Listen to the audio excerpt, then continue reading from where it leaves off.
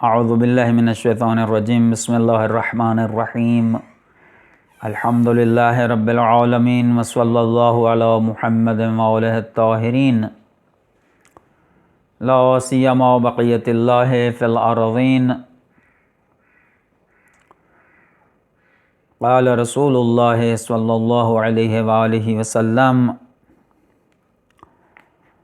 فضل القرآن علی سائر الکلام کفضل اللہ علی خلقہ۔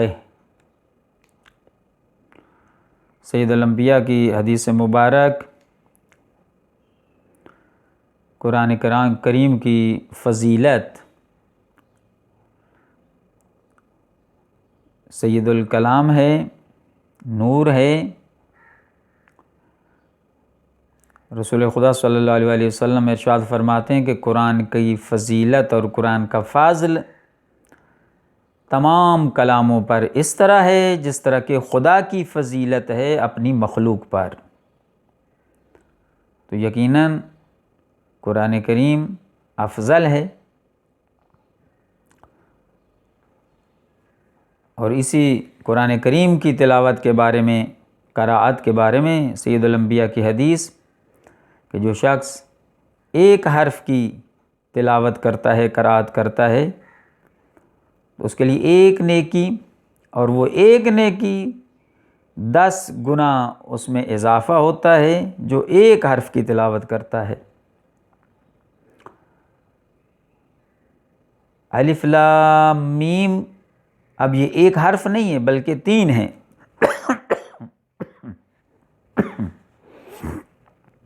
الف، لام اور میم، ایک ایک حرف، یہ 3 حرف ہیں الگ، علیحدہ علیحدہ ان کو شمار کریں، 3 حرف ہیں، اور ہر حرف پر ایک نیکی جو 10 برابر اس کا ثواب ملے گا۔ یہ قرآن کریم کی فضیلت ہے قراءت کرنے کی۔ تو آج ہم جو سابقہ درس پڑھا ہے اس کے قواعد کو لاگو کرنے کے لیے اور آئندہ 2 درس کی تیاری کے لیے جو ہم نے تنوین کے بارے میں جو احکامات پڑھے ہیں، سورہ نبا کی جہاں سے 30واں پارہ شروع ہو رہا ہے اس کی تلاوت کرتے ہیں تاکہ طلاب عزیز کے لیے آسانی ہو جائے، تمرین کرنا آسان ہو جائے گا، اور تمرین کرنا ضروری ہے۔ اس سورہ کی تلاوت بار بار کی جائے، ایک ایک لفظ پر توجہ کی جائے، اور جو قانون پڑھا ہے اس کو لاگو کیا جائے، اس کے مطابق تلاوت کی جائے تاکہ یہ صحیح طرح وہ قانون حفظ ہو جائے، اور قرآن کریم کی تلاوت جو ہم کرنا چاہتے ہیں اور اس ثواب سے بہرہ مند ہونا چاہتے ہیں، اس کتاب ہدایت سے تمسک کرنا چاہتے ہیں، اس میں صحیح معنوں میں ہم تمسک کر سکیں اور اس کی تلاوت سے فائدہ اٹھا سکیں۔ اعوذ باللہ من الشیطان الرجیم، بسم اللہ الرحمن الرحیم، عم یتساءلون عن النبأ العظیم الذی هم فیہ مختلفون کلا سیعلمون ثم کلا سیعلمون الم نجعل الارض مہادا والجبال اوتادا وخلقناکم ازواجا وجعلنا نومکم سباتا وجعلنا اللیل لباسا وجعلنا النہار معاشا وبنینا فوقکم سبعا شدادا وجعلنا سراجا وہاجا وَأَنزَلْنَا مِنَ الْمُعْصِرَاتِ مَاءً ثَجَّاجًا لِنُخْرِجَ بِهِ حَبًّا وَنَبَاتًا وَجَنَّاتٍ أَلْفَافًا إِنَّ يَوْمَ الْفَصْلِ كَانَ مِيقَاتًا يَوْمَ يُنفَخُ فِي الصُّورِ فَتَأْتُونَ أَفْوَاجًا وَفُتِحَتِ السَّمَاءُ فَكَانَتْ أَبْوَابًا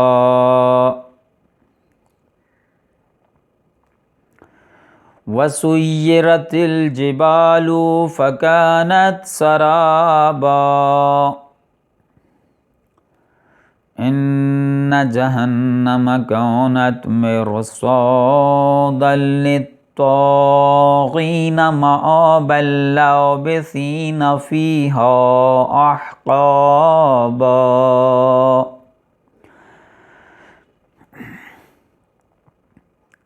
لَا يَذُوقُونَ فِيهَا بَرْدًا وَلَا شَرَابًا إِلَّا حَمِيمًا وَغَسَّاقًا جَزَاءً وِفَاقًا إِنَّهُمْ كَانُوا لَا يَرْجُونَ حِسَابًا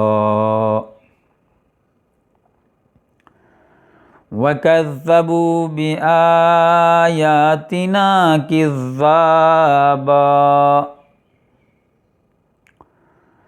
وَكُلَّ شَيْءٍ أَحْصَيْنَاهُ كِتَابًا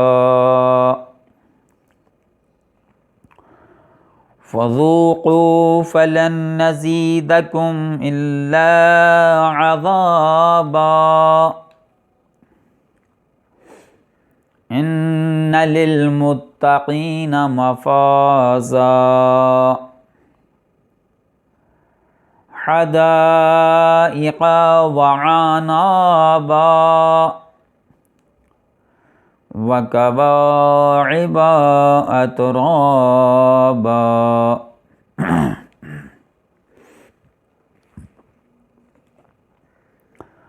وَكَأْسًا دِهَاقًا لَا يَسْمَعُونَ فِيهَا لَغْوًا وَلَا كِذَّابًا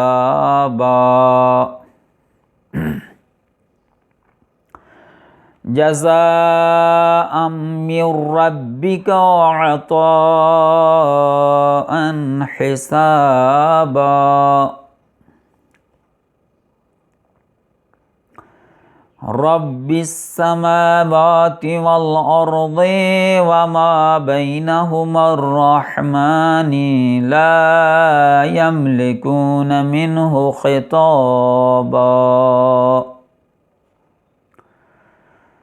يَوْمَ يَقُومُ الرُّوحُ وَالْمَلَائِكَةُ صَفًّا لَا يَتَكَلَّمُونَ إِلَّا مَنْ أَذِنَ لَهُ الرَّحْمَنُ وَقَالَ صَوَابًا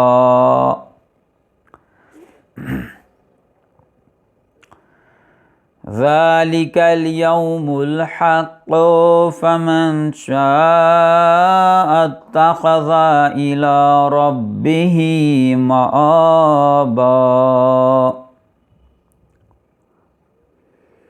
إِنَّا أَنذَرْنَاكُمْ عَذَابًا قَرِيبًا يَوْمَ يَنظُرُ الْمَرْءُ مَا قَدَّمَتْ يَدَاهُ وَيَقُولُ الْكَافِرُ يَا لَيْتَنِي كُنتُ تُرَابًا یہ سورہ نبا کی تلاوت اور اس کی تمرین لازم ہے، ضروری ہے کہ سب اس کی تمرین کریں تاکہ قرآن کریم کی درست قرأت سیکھ سکیں۔ کچھ مطلب جو اس کے بعد والے حصے میں اور اس درس کا جو حصہ ہے، کچھ حروف ایسے ہیں کہ جو کتابت میں جن کو لایا جاتا ہے، لکھا جاتا ہے، لیکن وہ پڑھے نہیں جاتے۔ وہ 4 حروف ہیں قرآن کریم میں، وہ 4 حروف ہیں جن کا ذکر کیا گیا ہے، جن کو لکھا جاتا ہے لیکن پڑھا نہیں جاتا۔ وہ حروف والی ہیں، واو، الف، لام، یا۔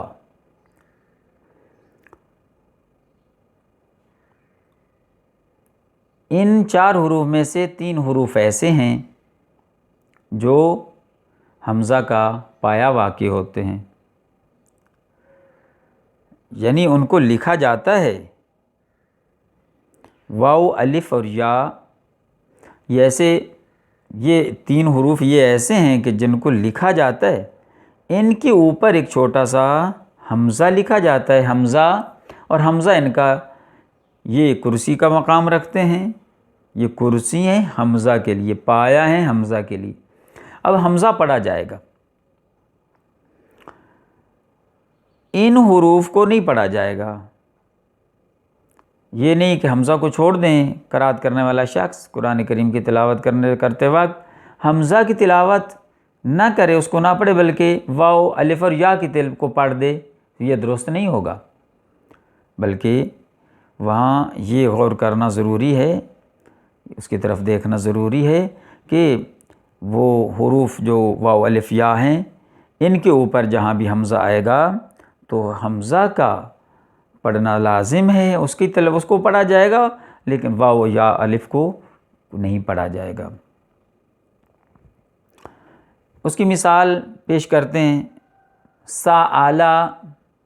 اب حمزہ الف کے اوپر ہے، الف حمزہ کا پایا واقع ہو رہا ہے، تو یہاں پہ الف نہیں پڑھا جائے گا بلکہ حمزہ پڑھا جائے گا۔ فؤاد، واو کے اوپر حمزہ ہے۔ یوبدیو، یا کے اوپر حمزہ ہے۔ امرتو، الف کے اوپر حمزہ ہے۔ تو اوی، یہ واو کے اوپر حمزہ ہے۔ قرئ، اب یا کے اوپر حمزہ ہے۔ تو اتونا، یہ واو کے اوپر حمزہ ہے۔ ینشئ، یا کے اوپر حمزہ ہے۔ اباتی، یہ الف کے اوپر حمزہ ہے۔ بادیو، یا کے اوپر حمزہ کی مثال۔ نعتیہ، نعتی، یہ اس کی مثال حمزہ الف کے اوپر ہے۔ لؤلؤن، اب دونوں صورتوں میں، دونوں میں یہ 2 واو جو ہیں، ان کے اوپر جو حمزہ ہے وہ حمزہ کا یہ پایا واقع ہو رہے ہیں دونوں، اس لفظ میں 2 واو۔ دعاؤکم، یہ واو کے اوپر حمزہ ہے۔ یؤلف، واو کے اوپر حمزہ۔ یستعزی، یا کے اوپر حمزہ۔ مؤذن، واو کے اوپر حمزہ ہے۔ جزاؤہم، یہ واو کے اوپر حمزہ ہے۔ افتؤمنون، واو کے اوپر حمزہ ہے۔ شرکاؤہم، یہ واو کے اوپر حمزہ ہے۔ انشأناہن، اس میں یہ الف کے اوپر حمزہ ہے۔ یؤاخذکم، یہ واو کے اوپر حمزہ ہے۔ یہ مثالیں جو انہوں نے پیش کی ہیں کہ واو، الف، یا کی، کہ یہاں پر یہ واضح ہو گیا کہ وہ حروف جو کتابت میں لائے جاتے ہیں، جن کو لکھا جاتا ہے لیکن پڑھا نہیں جاتا، اور وہ حروف 3 ہیں، الف، واو، یا۔ لام بھی ہے جو نہیں پڑھا جاتا، لیکن ان 4 میں سے، حروف والی میں سے 3 حمزہ کا پایا اور کرسی بنتے ہیں۔ حمزہ کو اوپر واو الف یا کے اوپر لکھا جاتا ہے، حمزہ کو پڑھا جاتا ہے، ان واو اور الف یا کو نہیں پڑھا جائے گا۔ یہ قرآن کریم میں استعمال ہوئے ہیں الفاظ۔ اس کے بعد والا مطلب، بعض اوقات وہ یا جو حمزہ کا پایا بنتی ہے، وہ یا جو حمزہ کا پایا بن رہی ہے، اس یا کو جو کلمہ کے آخر میں نہیں ہوتی بلکہ درمیان میں آتی ہے۔ کلمہ کے 3 حروف ہیں، تیسرے حرف درمیان میں آ رہی ہے، 4 حروف ہیں تو تیسرے نمبر پہ آ رہی ہے، لیکن اس یا کے نیچے نقطے نہیں لگائے جاتے، بغیر نقطے کے اس کو لکھا جاتا ہے، اور اس یا کے اوپر حمزہ کی قرات کی جاتی ہے، حمزہ کو لکھا جاتا ہے، اس کو پڑھا جاتا ہے۔ اس کی یہ چند مثالیں ہم پیش کرتے ہیں، جیسے حدائق تسألون، شانئک انبئہم، جئتک ذائقہ، ملائکہ ینبئہم، سیئہ، طائفہ، ضائمون، لنسألنہم، لتنبئنہم باسمائہم۔